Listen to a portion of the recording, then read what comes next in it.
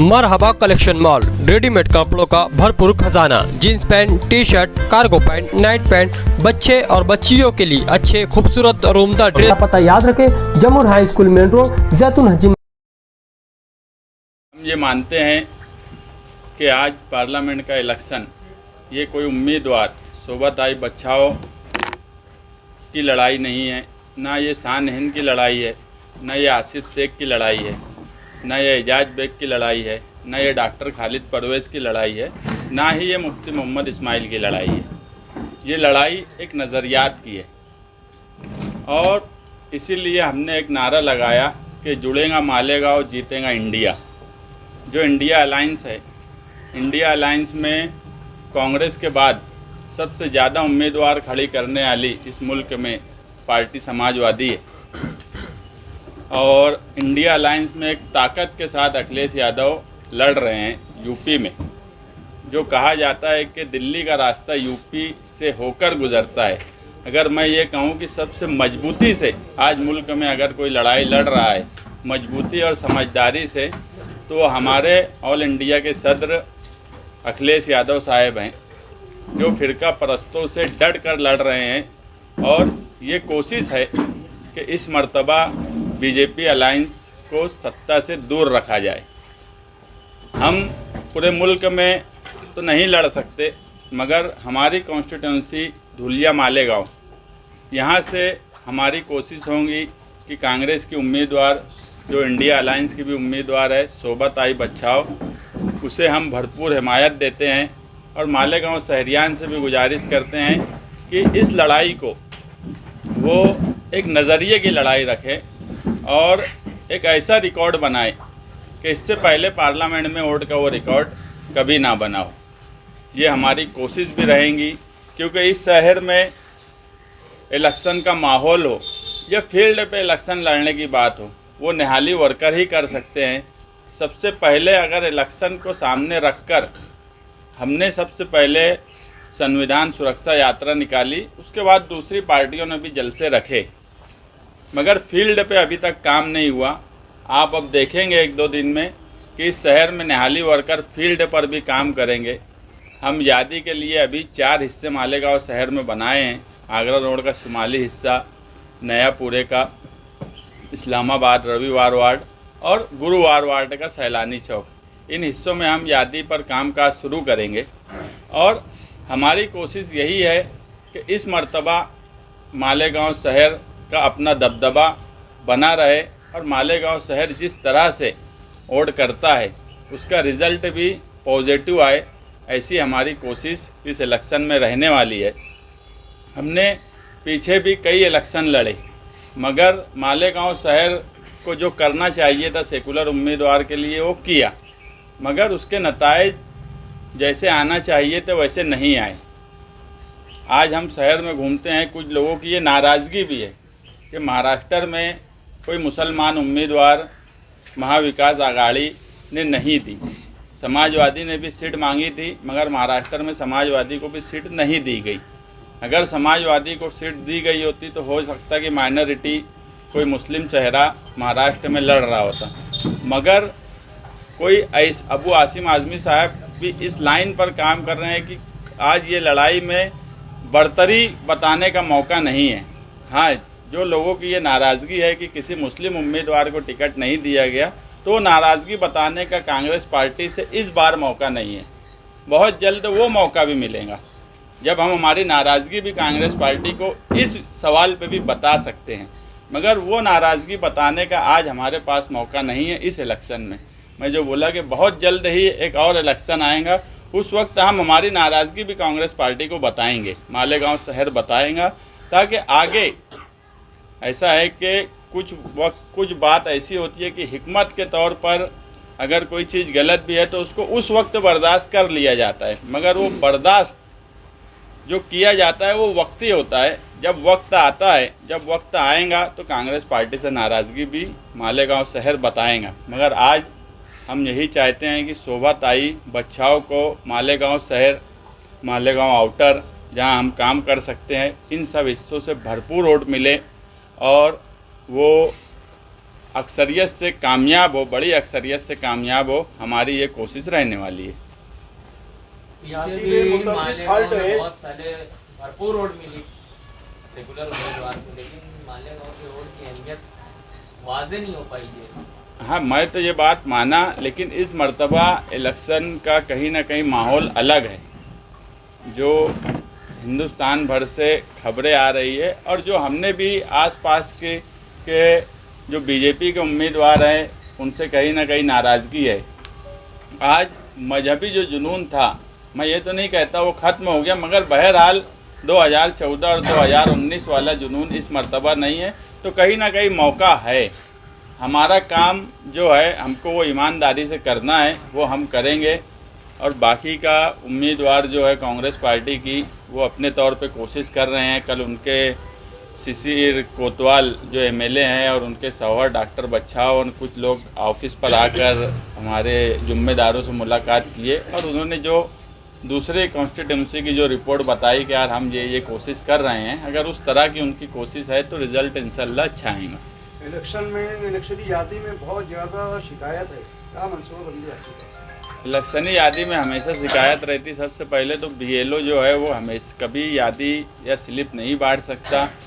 कल हमने सबसे पहली बात यही बोले कि उम्मीदवार फ़ोटो वाली स्लिप जो है वो हमको दे और यादी दे, हम उस पर काम चालू करेंगे। मैं इसीलिए मेरे बोलने में ये बात बोला कि 4 प्रभाग हमने मालेगांव शहर में किए हैं। जो सेंटर होंगे बाकी छोटे छोटे हिस्से महल्ले के बनेंगे, मगर अभी 4 सेंटर के हिस्से से हम यादी पर कामकाज शुरू करेंगे। कुछ मुकामी मुस्लिम उम्मीदवार खड़े हैं, ऐसा लगता है क्या कि ये वोट तकसीम करेंगे या कुछ नुकसान पहुंचाएंगे? यार देखो, मालेगांव शहर बहुत समझदार है और ख़ास तौर से सियासत में, तो मुझे नहीं लगता कि मालेगांव शहरियान को कुछ भी बताने की ज़रूरत है। कुछ बातें ऐसी होती है कि वो बताना ही फजूल है। ऐसा लगता नहीं कि यहाँ वोट कटवा है? मैं एक बात क्या बोला कि इससे पहले भी मालेगांव शहर में पार्टी के नाम से उम्मीदवार खड़े हुए, उनका रिज़ल्ट क्या आया ये भी शहर के सामने है। और मालेगांव शहर सियासी तौर पे बहुत बेदार और समझदार शहर है। सबको समझता है कि कौन क्यों खड़ा है, कैसे खड़ा है, इसलिए उस पर बहुत ज़्यादा लोगों को बताने की ज़रूरत नहीं है। वक्त तो कम है यार, आप जरा ताखिर से है इसी वजह। ना हम ताखिर से आए। सबसे पहले इस शहर में अगर ताखिर किसी से हो रही थी तो वो उम्मीदवार की तरफ से हो रही थी। हम सबसे पहले संविधान सुरक्षा रैली निकाले ताकि इलेक्शनी माहौल बने, एक मैसेज जाए। तो बाकी सब काम तो हम कर रहे हैं, ताखिर का कोई सवाल ही नहीं है। हाँ, विकास की भी कोई बात होगी? हाँ, वो शान हिंद जो समाजवादी की सदर है, उन्होंने उनसे कुछ बातचीत की है मालेगांव के डेवलपमेंट के ताल्लुक से, वो अपनी बात बोलेंगी।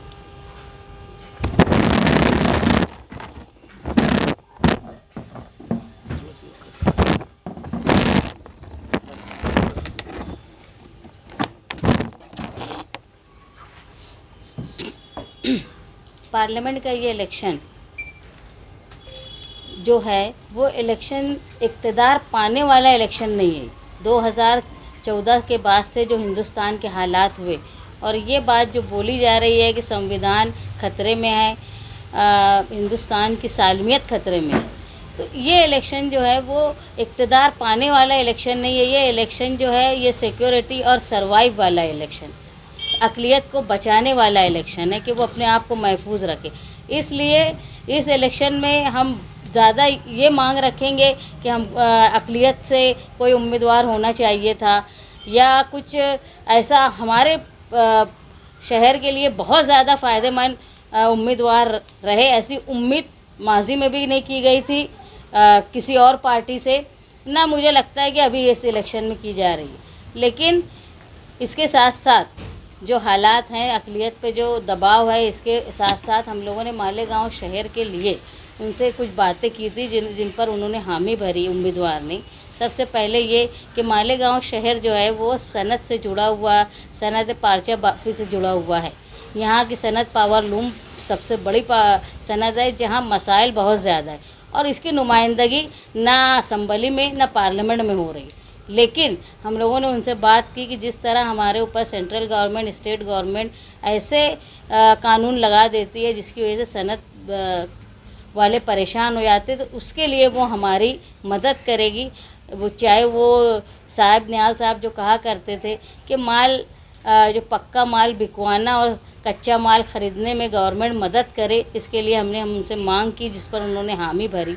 दूसरा ये कि पावर इलेक्ट्रिसिटी सप्लाई, जिसकी वजह से पूरा शहर परेशान है, यहाँ तक कि कमर्शियल से लेके डोमेस्टिक पावर सार्फिन भी परेशान है। तो उनके लिए हमने ये कहा कि जो प्राइवेट कंपनी की बेजा दबाव है लोगों पर, जिस तरह वो बोलते हैं कि मीटर बदल दो, केस बना लेते हैं, उनका मीटर चेक करने की वैलिडिटी कुछ नहीं होती कि वो किस, और बिल बहुत ज़्यादा आता है। ये सारी चीज़ों पर वो रहनुमाई करे मालेगांव शहर की, और मालेगांव शहर को एक ऐसी नुमाइंदगी दे जिसकी वजह से हम कंपनी के सामने तेज़ी से बोल सके, क्योंकि हमारी नुमाइंदगी असम्बली में बिल्कुल कमज़ोर रही, ना के बराबर रही। उसके बाद मालेगांव शहर में तालीमी जो अदारे हैं उनमें बहुत सारी ऐसी डिग्रियां हैं जो नहीं होने की वजह से लोग नदी के उस पार या शहर हिंदुस्तान के या महाराष्ट्र के दूसरे शहरों में तालीम हासिल करने तालिब इल्म जाते हैं।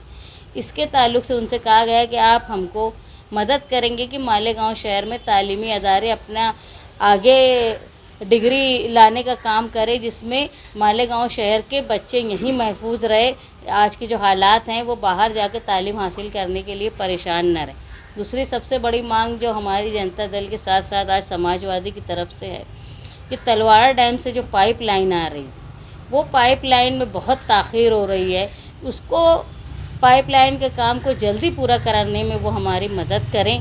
उसके अलावा मालेगांव शहर में आप देखेंगे आते हैं, उद्घाटन का नाटक बहुत किया जाता है, काम का उद्घाटन हो जाता है लेकिन ना काम शुरू होता ना पूरा होता। अगर कहीं शुरू भी हो जाता तो वो वक्त पर पूरा नहीं होता।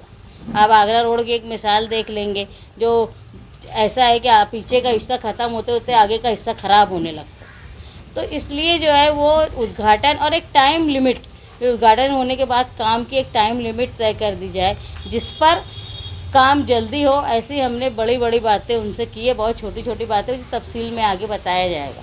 लेकिन मैं जो आपको ये बता रही हूँ कि हिंदुस्तान में जो इलेक्शन का अब माहौल दिख रहा है, जो अब ऐसा लग रहा है, पहले ऐसा था कि हुकूमत के ख़िलाफ़ बोलने की ना मीडिया की ताकत थी और ना आम लोगों की ताकत थी। लेकिन आज आप सोशल मीडिया पे देख रहे होंगे कि वो बीजेपी के खुलेआम खिलाफ़ में लोग बोल रहे हैं, भले ही उनकी तादाद कम होगी लेकिन ये बोलने की हिम्मत हो रही। इसकी सबसे बड़ी वजह मैं ये मानती हूँ कि समाजवादी पार्टी के सदर अखिलेश यादव है, क्योंकि हिंदी भाषक रियासत का सबसे बड़ा दबदबा होता है मीडिया पर।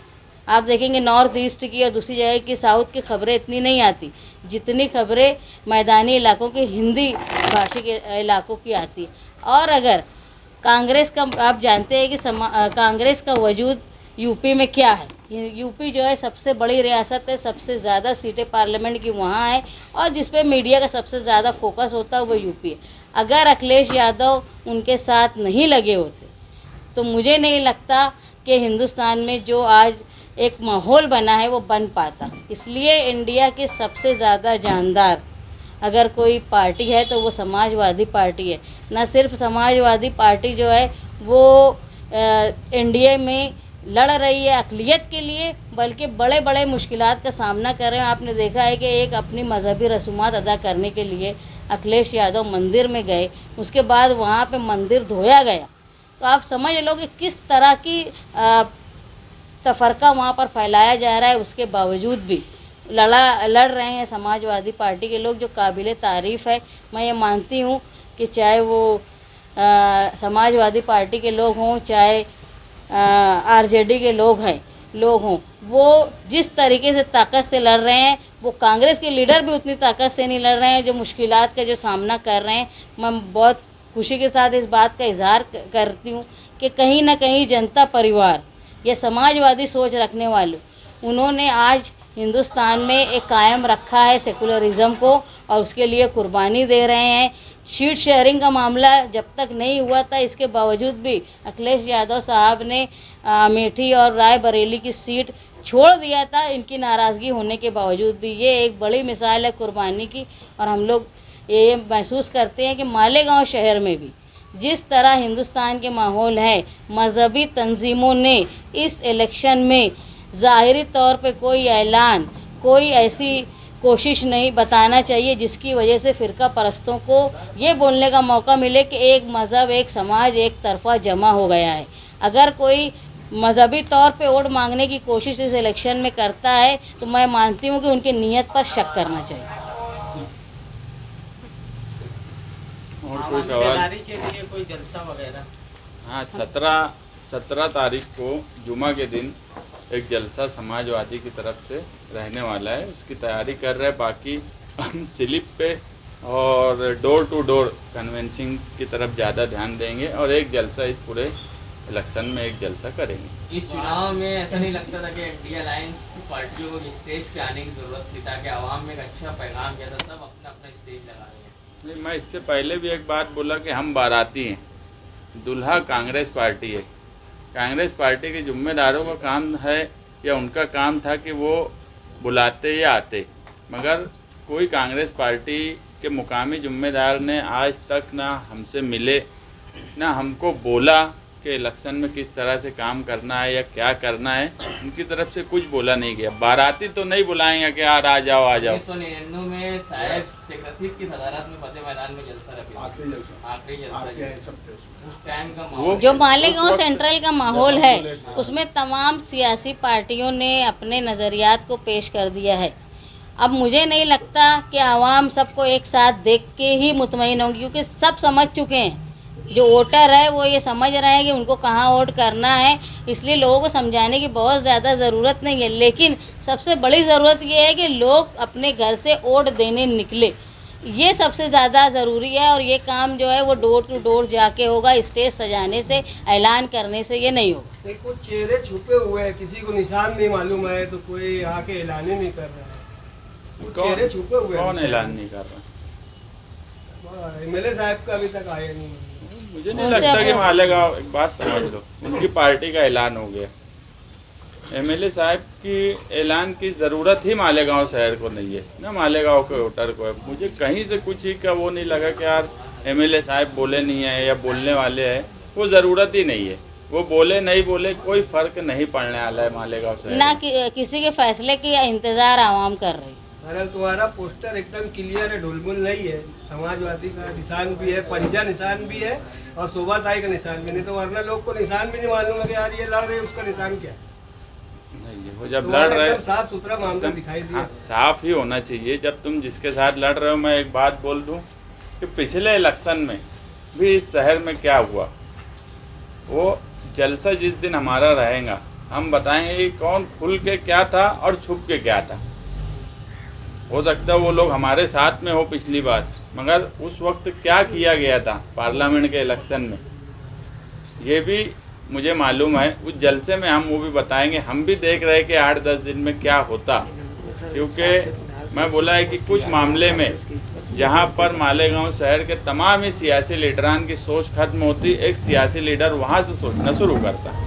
दूसरी बात, आप 99 के इलेक्शन की बात बोल रहे। 99 में इलेक्शन में जनता दल के उम्मीदवार हरिशंकर महाले थे और हम लोग जैसा बोले कि उस वक्त, आज हम लोग बाराती है, उस वक्त हम लोग दूल्हे वाले थे। इसलिए हमने कुर्बानी दे के, चाहे वो शेख रशीद साहब हो या दूसरी पार्टी के लोग हो, उनके पास जाके उम्मीदवार की हैसियत से झुक के लोगों को बुलाने का काम किया था, जो शायद अब वो कोताही हो रही है उम्मीदवार से। ऐसा है कि मैं ये मानती हूँ कि सारा दस्तूर को बचाना, सेकुलरिज्म को बचाना, ये पूरी जिम्मेदारी अक़लियत पे आ चुकी है और उसके बाद जो सेकुलर पार्टियां उन पर आ गई। इसलिए ये बोलना चाहिए कि चाहते हुए ना चाहते हुए अक़लियत को और सेकुलर पार्टियों को वो काम करना पड़ रहा है।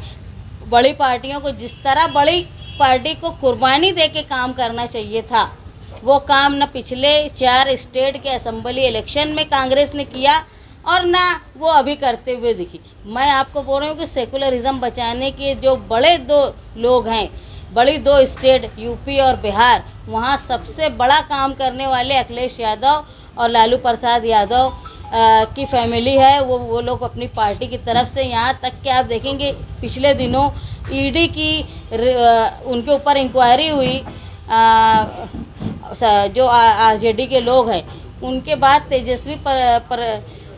तेजस्वी प्रताप की बीवी को हमला खातून को 4-5 घंटे पुलिस ने बैठा के रखे, ईडी की पुलिस ने, वो उसमें तबीयत ख़राब हुई, लेकिन उसके बावजूद भी उनकी जो एक नीयत थी सेकुलरिज़म को कायम रखने की, वो उन्होंने कायम रखा। इसलिए मैं ये मानती हूँ कि समाजवादी सोच वाले और जनता परिवार के लोग ही हिंदुस्तान में बीजेपी को ख़त्म करने का काम कर रहे हैं। बाकी सब तो अपना इक़्तिदार ख़त्म हो गया, उसको दोबारा लाने का काम कर रहे हैं।